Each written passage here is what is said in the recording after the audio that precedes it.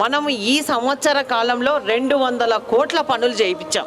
అంటే మనం అధికారంలోకి వచ్చిన 1 ఇయర్ కాలంలోనే మన పాణ్యం నియోజకవర్గంలో గతంలో ఏ కాన్సెన్సీ కూడా ఇంత పెద్ద ఎత్తున బన్గాన్పల్లె జరిగిండొచ్చు, అన్న మినిస్టర్ ఉన్నారు కాబట్టి.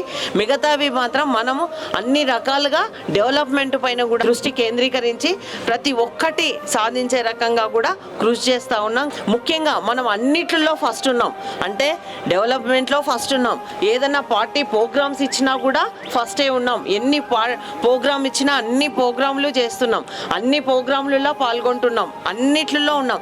మన ప్రభుత్వం కూడా ఎన్నికల్లో ఏవైతే హామీలు ఇచ్చిందో ప్రతి ఒక్కటి కూటమి ప్రభుత్వం అన్నీ నెరవేర్చుకుంటూ ముందుకు వెళ్తా ఉన్నాం. ఆల్రెడీ పెన్షన్స్ అయిపోయినాయి, అలాగే మెగా డిఎస్సి అయిపోయింది.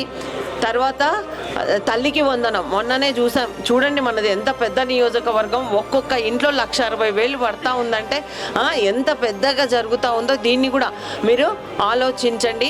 ఇట్లా మనము 20వ తేదీ, ఈ నెల 20వ తేదీన అన్నదాత సుఖీభవ కార్యక్రమాన్ని కూడా మన సీఎం గారు మొదలు పెట్టబోతా ఉన్నారు. ఉచిత బస్సు ప్రయాణం ఆగస్టు 15 నుంచి రాబోతా ఉంది. ఇంకా ఇచ్చిన హామీలన్నింటినీ నెరవేరుస్తూ ఈ ప్రభుత్వం ఎన్ని ఇబ్బందులున్నా, ఎన్ని ఆర్థిక ఇబ్బందులున్నా కానీ చంద్రబాబు నాయుడు గారు మన రాష్ట్రాన్ని ప్రగతి పదంలో నడిపిస్తూ ఉన్నారు. ఇటు సంక్షేమము, అటు అభివృద్ధి.